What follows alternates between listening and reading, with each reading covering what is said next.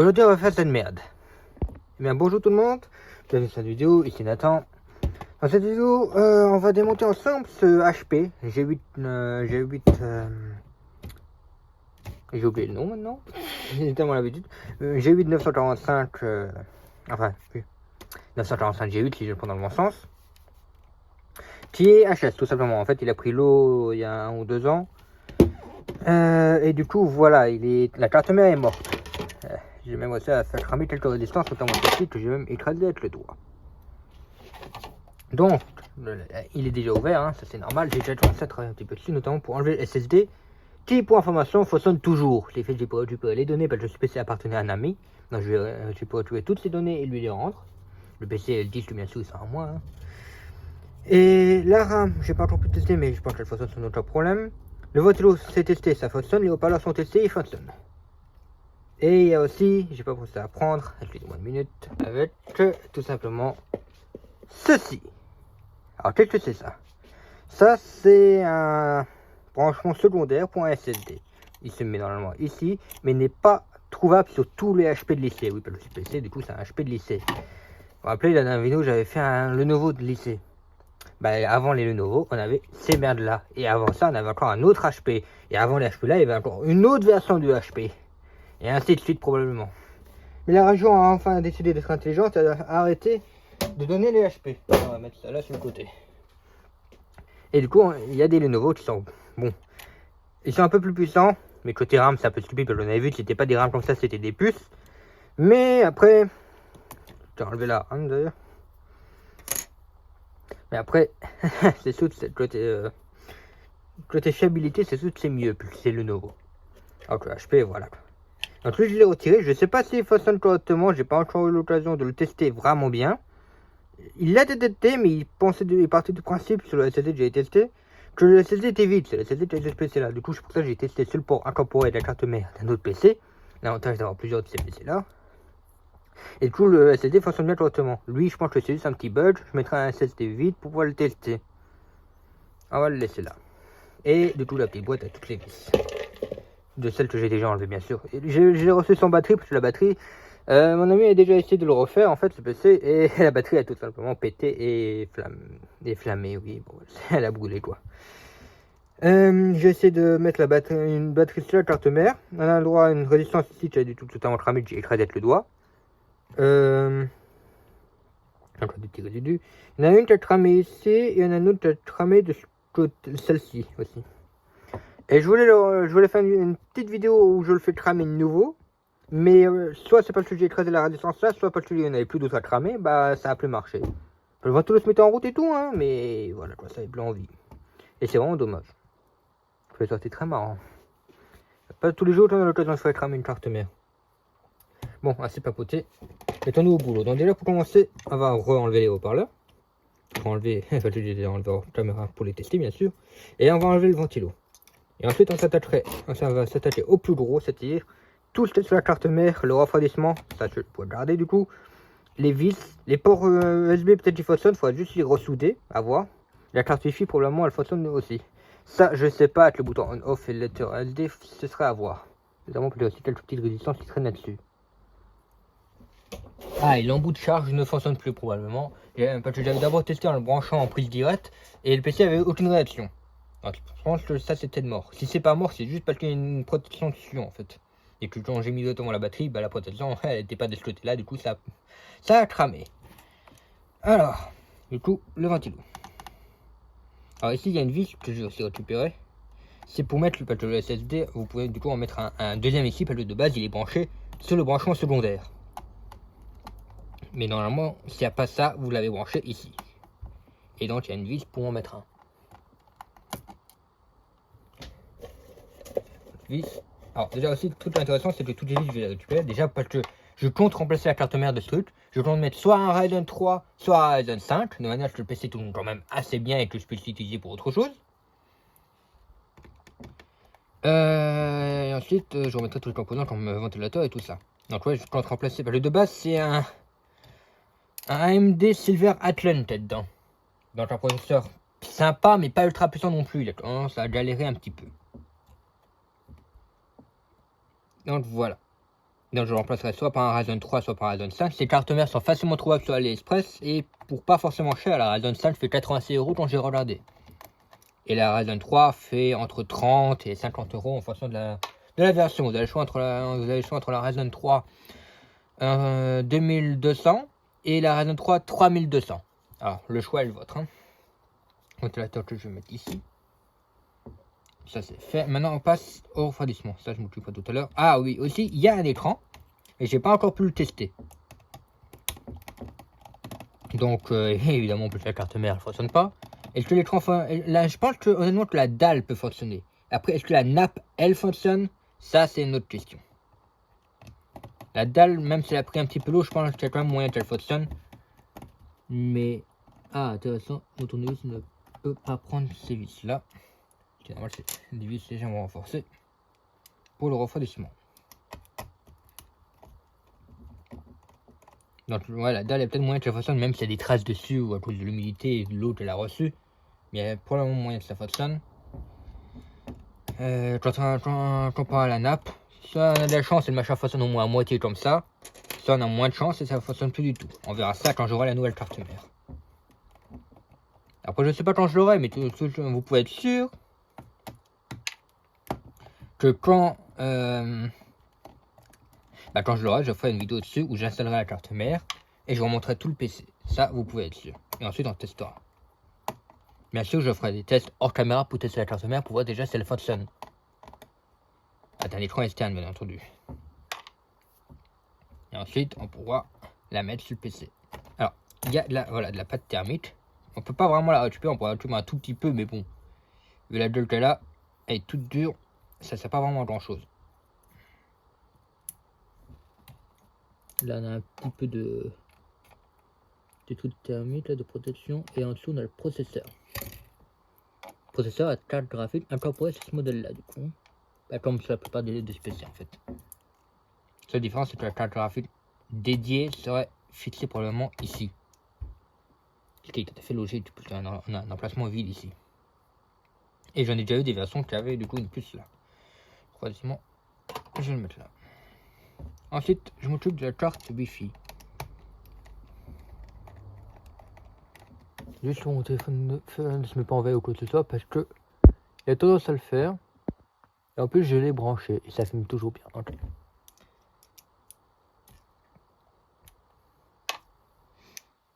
Voilà, les petits câbles de la carte Wi-Fi. Je vais laisser la carte Wi-Fi sur le côté parce que j'ai pas envie de me faire chier à chercher dans quel sens ces câbles se mettent et tout ça. On va enlever le bouton on-off avec le lecteur SD. Et je vais repasser en tournevis de précision. Parce que le cruciforme il est bien, mais on peut pas mettre autant de force en plus, il est un petit peu plus gros que les vis, du coup voilà.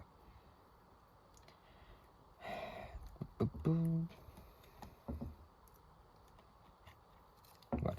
Là, donc ça, je vais récupérer parce que je sais pas si ça fonctionne. J'ai de la pâte thermique sur les doigts. Notamment le lecteur SD, on sait pas. Il y a le bouton on-off aussi qui traîne. Il y a un petit peu de saleté dessus, c'est vrai. Il est sale, il y a de la poussière, poussière humidifiée collée dessus. Alors, la surprise de si ça fonctionne ou pas, on aura ça quand j'aurai une nouvelle carte mère pour tester.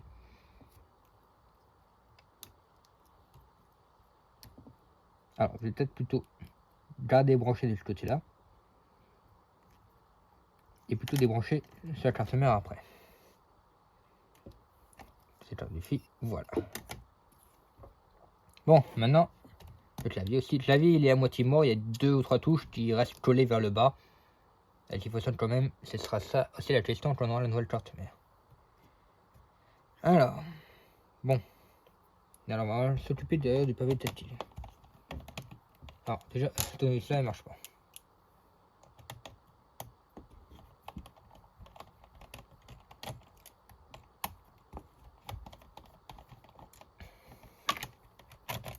Voilà. Comme ça, allez. Il y a des petites clips. Et on sort ça comme ça. Déjà, il y a un câble qui va sur le.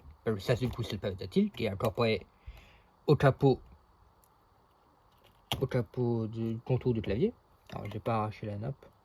J'ai arraché la colle que sur la nappe, donc c'est bon. Par contre, la nappe en question, Elle a l'air d'avoir brillé un petit peu avec des petites noirceurs là-dessus. Après, chaque fonctionne quand même, on verra ça plus tard. Il y a aussi pas mal d'humidité qui a été prise ici. On va si ces composants et tout ça fonctionne plus tard. Hein. Pour le moment, je peux pas les tester. On tout ça la nouvelle carte mère. Et bon. Voilà. Ça, je vais laisser ça ici. 1 minute. Voilà, excusez pour cette petite interruption. On est au. Voilà. Alors, d'où j'en étais. Oh, tout pari tactile. Donc là, on a la connexion du pari tactile au clavier. Donc là, une partie de la carte mère. C'est censé relier les deux, en tout cas, je suppose. Même si le genre de carte, enfin de connexion, j'ai jamais vraiment eu à travailler dessus. Bon, pas encore. Vite fait, pas en détail. Bon, on va commencer par enlever la vis. Là, ça, c'est un maintien pour la batterie.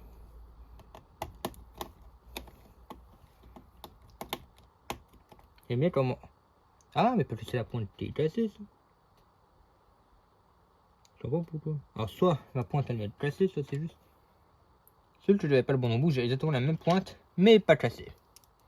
Ça doit peut-être marcher un petit peu mieux.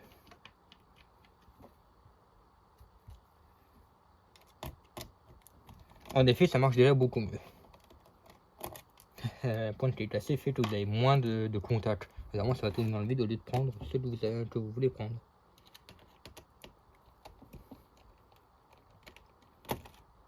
Il y a des vis, c'est les vis de la batterie qui ont été remises dans les trous, vides du coup, ce qui est logique. Donc, vis que j'ai récupérées. La plupart des vis sont les mêmes, donc je peux les utiliser à n'importe quel endroit. Celles de la carte mère sont légèrement différentes, dans le soit qu'elles viennent de la carte mère. Dans tous les cas, je refais cette vidéo pour prouver le contraire si je me suis trompé. En effet, elles sont uniques. Et moins la plupart. En tout cas, on sait aussi qu'elles sont pas très longues. Celle-ci, elle peut être utilisée ailleurs, je pense.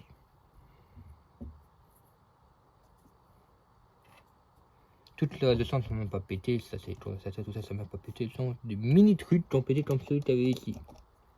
Ou là, tu avais commencé à travailler comme vous pouvez le voir. Plus un autre en dessous, le système de refroidissement, j'avais même pas fait gaffe.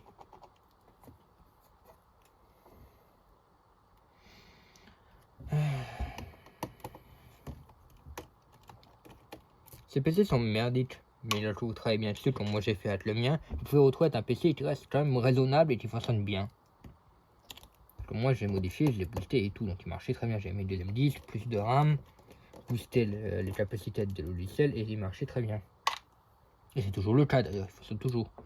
Sur un PC comme ça qui a plus de carte mère, autant littéralement changer pour une carte mère plus puissante, que ce soit une Ryzen 3, peu importe la variante. Ou alors, évidemment, même si la variante la plus puissante c'est toujours préférable. Ou alors une Ryzen 5 directement si vous pouvez, sachant qu'elle coûte 86 € environ.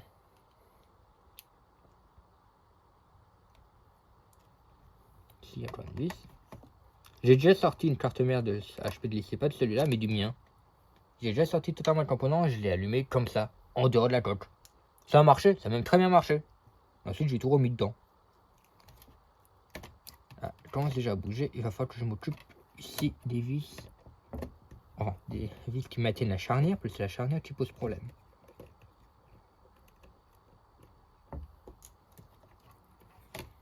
Je vais donner de la charnière qui retient la carte mère. On va voir si je peux pas peut-être juste ouvrir le PC. Il y a plein de vis qui traînent? Non. Non, il n'y a plus de vis et pourtant elle reste collée. Intéressant. Ça reste collé. Ah. J'ai la vis ici.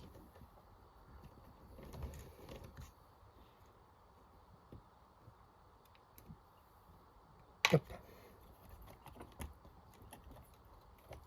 Voilà. C'est tout. J'ai une charnière qui est fermée, une charnière qui n'est pas fermée. Du coup, c'est un petit peu tordu. Ah, c'était tout un petit peu douté pas de la vis là. Et voilà. Alors, si l'embout de charge veut bien sortir. Ah, oui, alors attendez, j'ai la nappe écran encore connectée.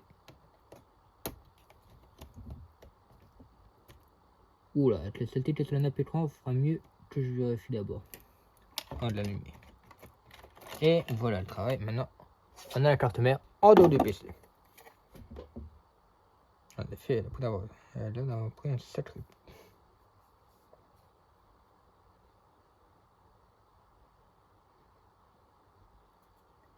Bref. Ça, du coup, comme je disais, j'ai un petit peu touché les cartons, désolé. Là, comme je vous le disais, je vais le récupérer. Voilà, ça, je vais le rester les doigts sur la nouvelle carte mère si ça fonctionne. La carte mère, on va la mettre là. Ça ferait une autre carte mère morte pour ma collection, on va dire. Ça, c'est un morceau de plastique. Alors, ensuite, on a. Ça, c'est un écran. Et là, on a le chargeur qui a pris aussi un sacré coup, en effet. Il est bien sale, j'ai l'impression que les câbles dedans ont pris aussi un sacré coup. Ce serait à vérifier, je pense. Et là, les câbles ont l'air de croustiller un petit peu. Ça n'a pas l'air d'être tout au long d'ailleurs.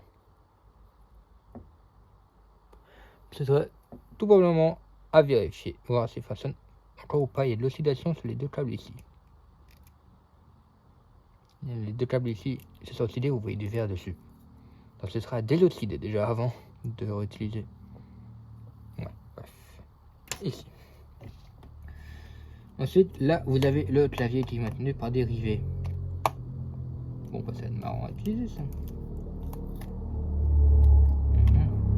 Faites attention aux bouteilles dehors. Tête dehors, merci. On va dégager aussi la charnière là. Afin de pouvoir dégager la carte Wi-Fi vers là-bas. J'ai pas envie de me faire chier à remettre les câbles dans le bon sens. Parce que c'est marqué là des numéros sur les fils, mais les fils ne sont pas indiqués sur la carte Wi-Fi. Il n'y a pas de 1 et 2 là-dessus, sur la puce de la carte Wi-Fi. Donc vous pouvez pas savoir où est-ce qu'ils vont. Alors là, prendre une photo et encore, si vous avez plus d'étiquettes là, vous vous perdez. Bon, on va rouvrir ça. Voilà. Et évidemment, maintenant qu'il n'y a plus la carte mère, c'est moins lourd. Elle pèse quand même un petit peu sur l'ensemble du plastique. Alors, voilà. Vers la boîte. Ah bah, c'est levé. Je vais la passer sur la charnière, c'est plus simple. Voilà. Donc, je me retrouve avec le clavier à retirer. C'est la première fois depuis longtemps que je retire un clavier. Normalement, c'est que de rivet, comme vous voyez, comme ici, à déclipser. Je ne sais pas si c'est une méthode spéciale pour les sortir. A priori, non. Et autant que je me souviens, non plus. Plus, défaire tous les rivets. Ça va être très chiant à faire. Je vous dis, ouais, c'est facile comme tout. Faut juste à tous les rivets, tout ça. Vous avez le nombre de rivets qui est à peu près. Ça vous donne envie de le faire? Non. Et moi, je vais le faire juste pour cette vidéo.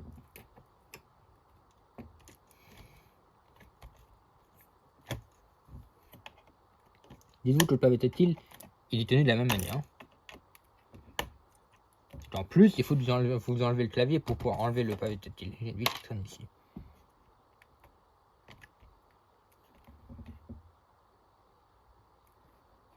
Bon, l'écran, étant donné qu'il ne s'est plus relié, je vais pouvoir l'enlever. On s'occupera de ça après. Je vais le mettre de côté.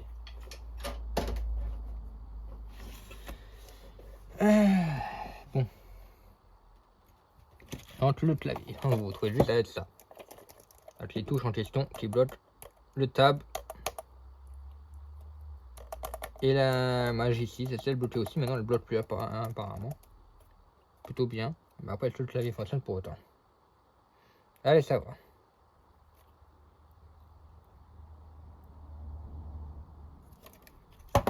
Même si c'est pas l'impression qu'il donne, il pourrait toujours fonctionner.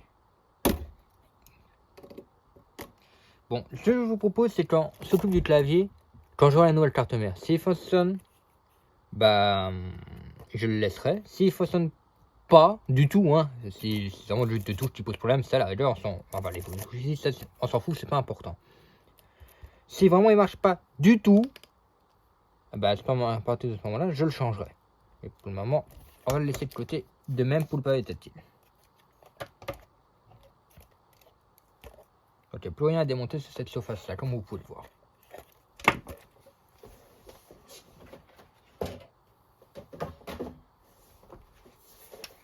Alors, maintenant l'écran.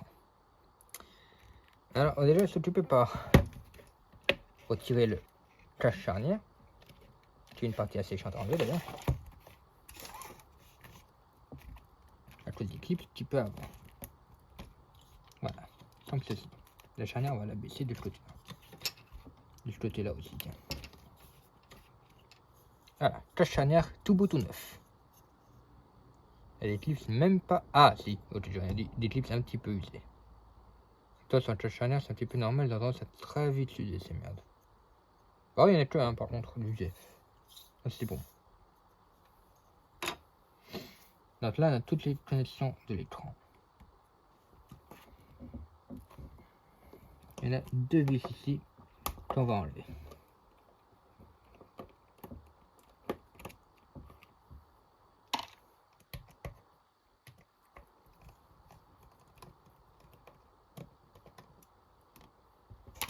Là, je défais l'écran, comme ça, j'ai pas besoin de me faire chier.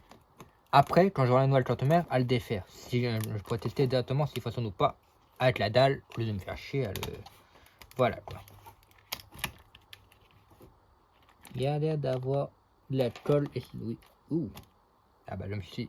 Tout à l'heure en cognant contre le plastique, je me suis fait mal. Intéressant.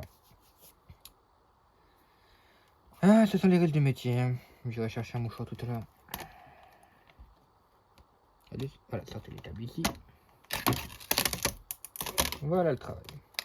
Alors normalement ça c'est pas censé s'enlever, mais bon. L'humidité c'est peut-être normal. Et, oups, pardon. Voilà. De toute façon maintenant on soude. Hein. Attends, moi je vais chercher un papier dessus parce que ça faut du poulet, ça me fait chier. De retour. Bon, j'ai mis un petit truc comme ça devrait suffire. Alors maintenant on a la map. Avec la magnifique phonétique ici. Ça n'est pas censé y toucher par contre. Alors est-ce qu'elle est collée derrière ou pas? Ça maintenant c'est la question. Il semble qu'il l'ait collé. Ouais, ils l'ont collé derrière. Si ça c'est pas génial, je sais pas ce que c'est. Je déteste quand ils collent les putains de nappes comme ça, c'est un enfer. Ah putain. Bon, ensuite on a ici les câbles de la carte ici qui montent tout en haut. En fait, ils passent derrière l'écran normalement. Ah oui, ils se séparent aussi en deux. Mais bon, ça c'est pas important pour le moment. On n'est pas censé voir ça. Hein.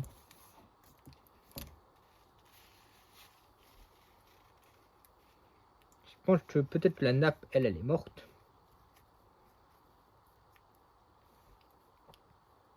Clairement morte vu les traces noires qu'a sur le connecteur.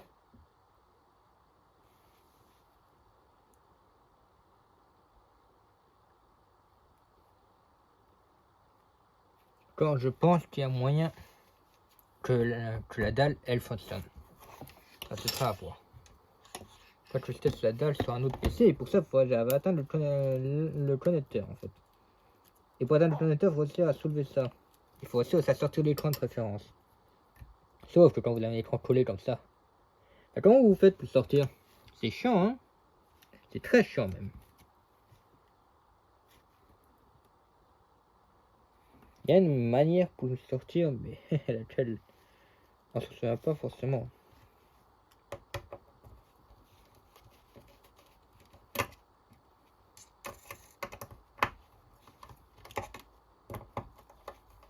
On va enlever la charnière, on va tout voir.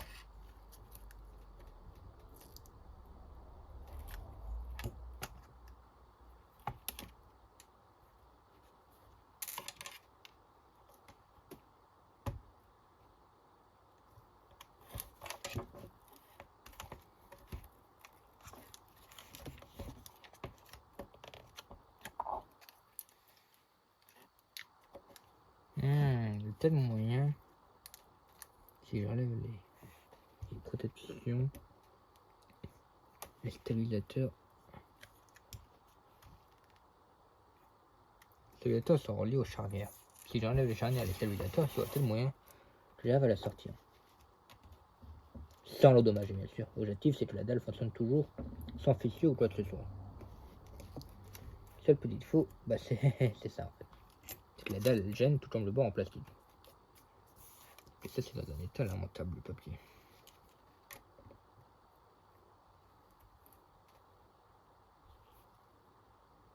Les geler la solidité, elle stabilise la solidité, c'est ça le problème. Sur le dessus, elle l'est pas.